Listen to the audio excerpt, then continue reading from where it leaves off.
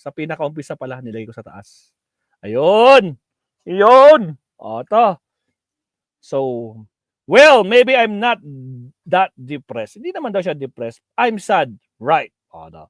I was saddened by the happened because they were able to make people believe. Napaniwala nila ang mga masang Pilipino that that was the truth. But as I said, we have to do something. Pananagutin natin sila. That's why we really need to file cases against those people, no? People who should be held accountable because we cannot just trick the people. Hindi lang daw natin basta lokohin yung masang Pilipino, mga absat. Kailangan makatotohanan daw, di ba? Senator Bong Revilla News told the report that he does not even qualms about the result of the 2025 midterm elections. But he said he is sad and he lost. And he is attributing his defeat to the spread of alleged misinformation, particularly regarding the plunder charges he faced before the Sandigang Bayan. Ano ba nangyari kasi dyan? Tingnan natin. Ano ba nangyari dito, Mabsa? Silipin nga natin yung news na yan. Nakapaw.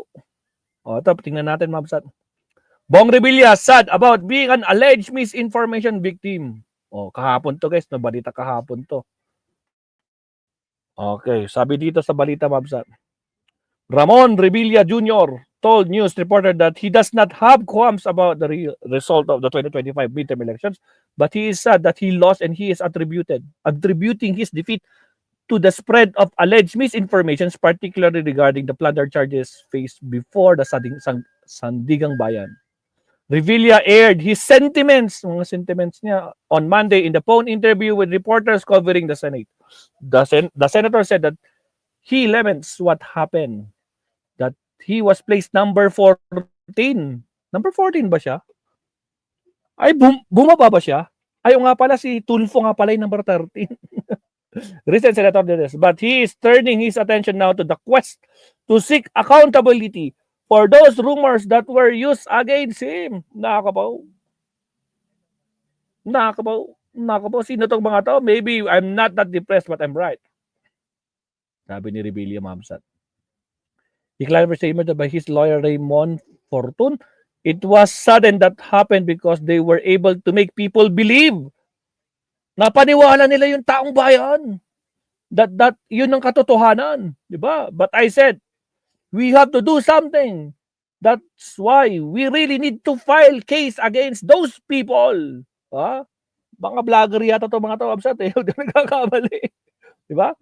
Those people who should be held accountable because we cannot just trick the people. Sabi ni Senator.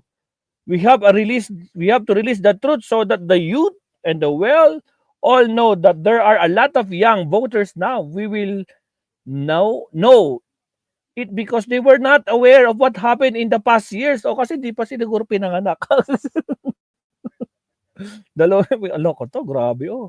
Huwag nyo kasi ginagalit si Agimat. Revilla was referred to the next legal action that his team will now take. Lako, according to Fortune, this entails the filing of cyber libel cases against groups of individuals behind spreading of alleged wrong informations about the senator. Fortune believes that the rumors of Revilla being required to return an amount of 125.5 million representing the Priority Development Assistance PDAP or PDAP was misused. Caused the senator the spot in the senator. Ayun, dahil ba dito natalo ka? Tika, ba't ano nagpe-play na to? Bakit may nagpe-play na video dito? Wait lang. Daming ads, mga kabsat. Revilla was acquitted of plunder in December 2018 when the Sandigang Bayan Special First Division ruled that the prosecution was not able to prove his guilt. Hindi siya guilty, mga kabsat. The senator was accused of allocating 224 million from his PDAP or the pork barrel of bogus non-government organizations owned by convicted businessman Janet Napoles. Agoy! Nakakabaho! Pero hindi siya nasasaktan daw, Ma'am Sad. Hindi naman daw siya onion skin. Di ba? So, yun lang. O, pakinggan natin si attorney mukhang, ato guys, hindi ko pa napapanood to ha. Sabay-sabay natin panoodin. Tinapik niya si Bong Revilla. So pakinggan natin ang matasabi ni Atty. Ito, at least to, may alam sa batas, no? Attorney Rene tayo, Mabsat. Yan. Sino may gustong makinig kay Attorney Rene? Ito. Attorney Rene ba nagsabi nun? Ayun, tama, vloggers nga. Okay. Buenos dias, buenos tardes, buenas noches, mga amigos, mga amigas, mga compañeros, compañeras. Magandang araw po sa inyong lahat. Ako po ang inyong lingkod, Atty. Rene Bueno. Ngayon po ay pag-uusapan natin itong napabalitang ng ating senador na si Ramon Bong Revilla Jr. Nagsampa ng reklamo sa ating hukuman laban sa mga social media influencers, itong mga vloggers sa YouTube, Facebook, TikTok, Instagram. Ako saan during the campaign period nitong nakaraang halalan ay nagsipag-upload. Oh guys, bago natin pala umpisan to. Again, shoutout sa naiwan. Kanina umabot tayo ng 800 plus viewers ha. Okay. Sa naiwang 677 Mabsat. Again, huwag kalimutan mag-like and subscribe. Okay, pakinggan natin si Atty. Rene Bueno, Mabsat. Here we go. Upload daw po ng mga negatibong social media ads. Mga videos na nawi sa pagkasira ng kanyang reputasyon. Bilang isang senador at bilang isang kandidato sa pagkasenador. Kasi running for re-election si Senator Bong Revilla nitong nakaraang halalan. At dahil nga sa mga negatibong social media ads, ay ito ay naka-apekto, naging factor sa kanyang kauna-unahang pagkatalo bilang isang kandidato for a public office. Dito ating... So meaning first time niyang matalo? Oh, ganun ba? Lagi pa siyang nananalo? Oo nga, sa bagay sinabi niya 30 plus years na siyang nasa gobyerno. Okay. Kung i-highlight yung ugnayan between the fundamental right of every person to freedom of expression at yung protection for reputation under the digital age. At dito, talakayin din natin yung magiging benepisyo on the part of Senator Bong Revilla just in case he will proceed in filing these cyber libel cases against different bloggers. At ano naman yung mga magiging disbenefits that he will derive from filing these cyber libel cases. At alam nyo kasi ito, nagsimula ito doon sa mga negative campaign ads against him na kung saan sinasabi na may kautusan ng ating Sandigan Bayan, Mr. Senator, na sauli mo yung 124,500,000 pesos sa public treasury. Dahil yung mga akusado dito sa plunder case na ikaw ay nasangkot, ay binibigyan ng kautusan ng Sandigan Bayan. Isoli mo. Pero until this time, campaign period na naman, hindi mo pa sinusoli yung 124,500,000. Ano ba talaga? Naisoli? Hindi naisoli. Isa pa nga. Teka lang, attorney Sa plunder case na ikaw ay nasangkot, ay binibigyan ng kautusan ng Sandigan Bayan. Naisoli mo. Pero until this time, campaign period na naman, hindi mo pa sinusoli yung 124,500,000. May iba pa. At marami ng share, marami nag-post, mag-tweet post. At ayon sa dating senador, ay nakasira sa kanyang diskarte upang manalo muli bilang senador. So babasahin ko sa... Dapat nagbudos-budos na lang siya, attorney, di ba? Yun naman ang asset niya, di ba? Yun ang pinakaalas niya. Budots. Kung ano yung sinabi ng Sandigan Bayan doon sa kanyang desisyon, yung dispositive portion, yung pinaka-importanting parte ng desisyon ng Sandigan Bayan. Ang sabi kasi ng Sandigan Bayan, itong huling tatlong paragraph.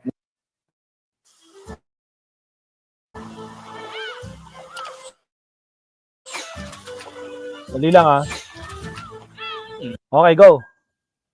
Ng Sandigan Bayan decision ng aking pong babasahin. So ang sabi dito, for failure of the prosecution to establish beyond reasonable doubt that accused Ramon Bong Revilla Jr. received directly or indirectly the rebates, commission, and kickbacks from PDAF, the court cannot hold him liable for the crime of plunder. Accordingly, he is acquitted. Yung PDAF po, ito po yung Priority Development Assistance Fund. Ito yung barrel na tinatawag natin. So, nawawala yung signal since hindi napatunayan, walang proof beyond reasonable doubt, acquitted si Senator Revilla.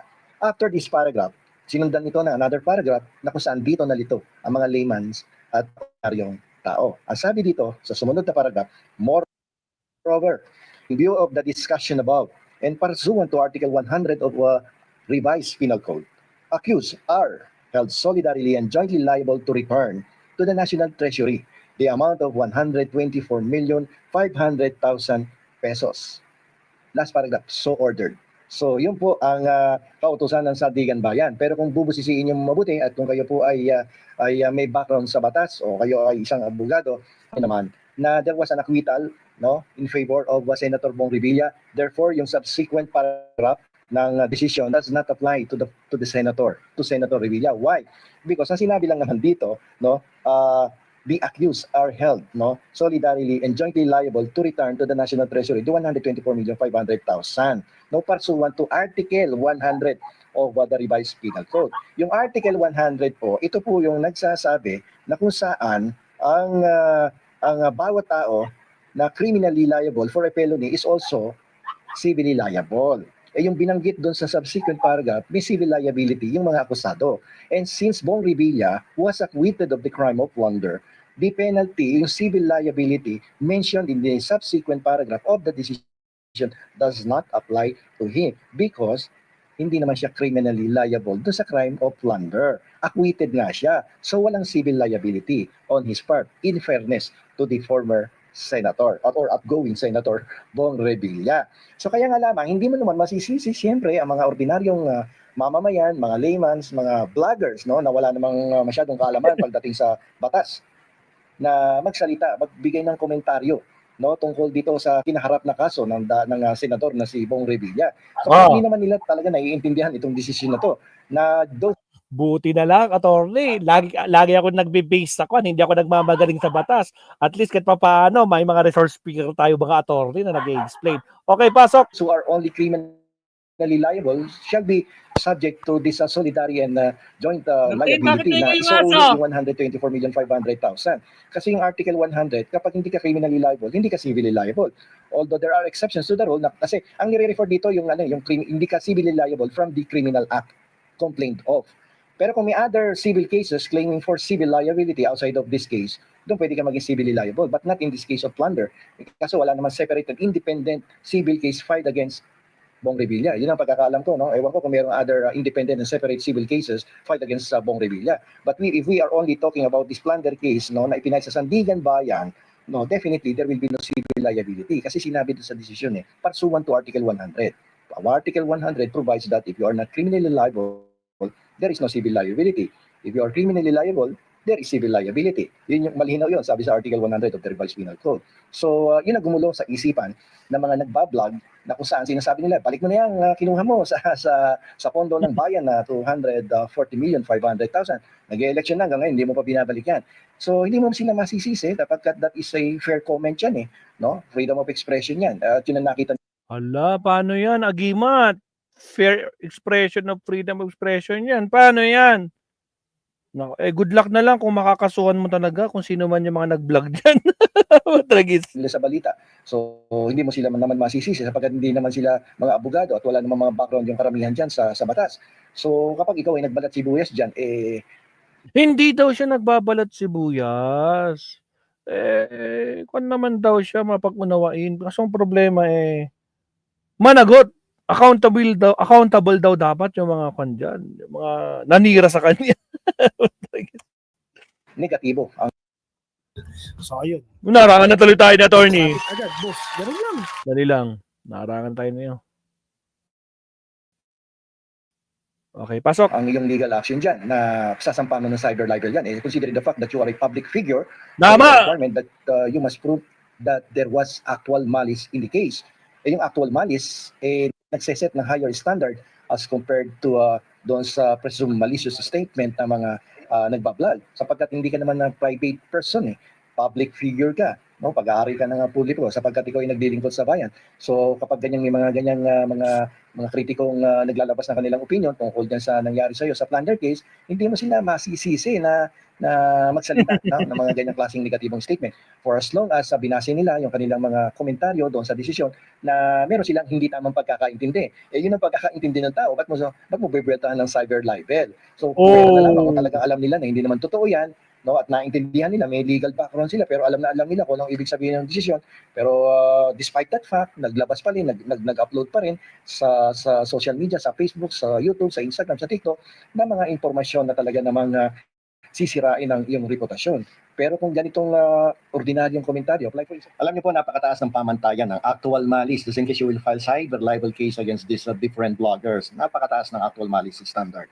At considering the fact yung magiging chilling effect nito doon sa fundamental rights of freedom of expression ng bawat tao, lalong-lalo na dito sa mga vloggers na yung kakasuhan, siguro mas maganda kung mag-nilay-nilay muna ang ating puting senador at pag-isipang mabuti kung itutuloy ang kaso o hindi. Dapat isipin po ninyo kung ano Oh, magnilay-nilay ka daw. Relax ka lang, Agimat. No, total, marami ka namang show diyan eh. Wag mo nang mukan. Kung sino, ako kasi hindi naman ako, hindi ko kinakampi kung sino, wala akong idea kung sino sa mga kasama natin. O BBM man or mga garapatang DDS ang nag-topic dito kay Agimat. Pero hayaan mo na, popular ka kasi, politiko, wala tayong magagawa, di ba? Pagdating sa cyber level, ibang level niyan. Totoo yun, mga absat. So, mukhang dapat makinig ka kay Attorney Rene Agimat, no? At least kapag napagpakumbaba ka, baka malay mo makabalik ka pa sa next, di ba? O, malapit na 2028, malay mo, di ba? Okay, go.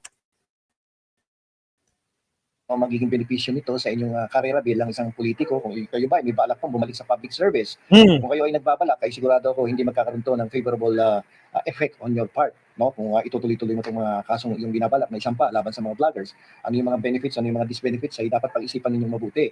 At kung gusto ninyong linawin, siguro mas maganda kung magpalabas kayo ng press release, harapin ninyo direkta ang publiko, at ipaliwanag ang kung ano talaga ang naging desisyon ng Sandigan Bayan. Kung kayo po ba ay under obligation to return the 124,500,000 at ipaliwanag ng malinaw sa level ng isang ordinaryong mamamayan ang naging hatol sa inyo ng Sandigan Bayan. At dapat kasi ito ginawa ninyo nung during the election campaign period. Katulad ng mga bashers ni Kiko, bashers ni Bam Aquino, bashers ni Tito Soto, agad-agad sinasagot nila kasi kayo hindi niyo binigyan ng tamang panahon or pansin yung mga ganitong klaseng paninira laban sa inyo at umaksyon kayo pagkatapos ng eleksyon. So mas maganda kung ginawa ninyo ng solusyon to during the middle of the campaign period, kainitan ng campaign period, at para naliwanagan ng tao na ay hindi naman pala obligadong isoli 124,500,000 at acquitted nga siya So sana kung nagkaroon lamang ng malinaw na papaliwanag, siguro hindi ito naka-apekto sa resulta ng inyong re-election sa senator. So kung itutuloy ang kaso, sabi ko nga, so parang hindi maganda magiging epekto sa inyo. Dahil kung kayo ay nagbabalak pang bumalik sa public service, I would suggest huwag ninyong ituloy ang kaso. At siyempre, kung paglalapit naman kayo sa mga abogado, siyempre, lalo na, ang taas ang emosyon, galit na galit kayo. Siyempre, ipapayag yung abogado na magsampa ng kaso laban sa mga vloggers kasi malaki bayad yan. Naman, malaking bayad yan, tulad yung abogado ni Duterte, 150 million ba? O, di ba? Pera pa din yan. Sige. Di ba? Pero if you will go to a third-party person, sa isang independent lawyer, at mabibigyan kayo ng tamang payo na huwag mo na ituloy yan kasi masisira ka lang dyan kung bubueltahan mo yan, ngayon, pagdating ng susunod na election, bubueltahan ka din yan. So walang katapusang balikan o retaliation yan ng bawat isa. So ikaw din ang talo sa bandang huli. So better na ibang approach ang gawin mo, liwanagin mo lang sa publiko na tapos na yung laban acquitted ako Hindi naman ako required to return the money. So mag-designate ka ng yung mga lawyers mo in the past na sabihin, ipaliwanag sa publiko kung ano talaga naging tunay na desisyon ng Sandigan Bayan sa kaso mong plunder upang matapos na yung isoli yung 124 million. So yung sa akin, this is just a simple piece of advice to someone na masyadong tumaas yung emosyon dahil ngayon lang kayo nakaranas ng pagkatalo and the public understand that, no? At talagang ganoon, hindi sa lahat ng panahon ay nananalo, minsan natatalo, pero maraming pagkakataon parang bumalik pa at makabangon mula sa pagkakadapa, no? Dito sa election. So nandito na lamang po, ito po muli ang lingkod, Attorney Rene Bueno. Salamat, Attorney Rene Bueno. Yan, mga kapsat, pakinggan mo. Agimat, si Attorney Rene. Kung gusto mo pang tumakbo, huwag mo na kalabanin yung mga nanira sa yung vloggers kasi baka mamaya balikan ka Lalo, ngayon pa nga lang, di ba? Talo ka na. How much more kung gusto mo pang tumakbo sa next, no? Tulad ng sabi ni Attorney Rene, magpa-press con ka, sabihin mo, acquitted ka, hindi ka obligadong bayaran yung sasabi nila na 24 million ba? 125 na yan. Parang Inday Sara din lang parehas 125. Sounds familiar. Nakabaw! Yan mga pasat, no? So, ayan po, yung tungkol sa galit nitong siyempre, first time matalo hindi siguro sanay na matalo si lalo na pinagyabang pa niya sa kampanya. Ginawa niyo akong number 1 senator. Ngayon ginawa siyang number 14. Baktay. Hindi na umepektibo yung budots niya. Agoy. Nako po. Yan. Siyempre, wag niyo natin sisihin. Siyempre, ganun talaga. May talo, may panalo. Accept na lang natin. At saka public figure talaga tayo diyan, di ba? So, wag masyadong balat sibuyas, sabi nga ni attorney. Alright? So, ayan mga kapatid, yan po ang update kay Agimat na kabaw. Next tayo. Again, shoutout po sa mga bagong pasok. Mega love shoutout po. 726 viewers mga naiwan. Ilan na yung like natin? Rani Shera. Kanina 280. Ilan na yung like natin? Bago natin umpisa yung next topic natin. 302. Ayun, maraming salamat po. Sa mga hindi pa nagla-like and subscribe dyan, like and subscribe. Sa mga garapata, mag-subscribe na rin kayo para may silbi kayo kahit bobo kayo. Alright! Bago natin umpisa yung next topic, countdown ulit tayo mga kasi puputulin guys. Puputulin ni Maestro to. Okay, here we go.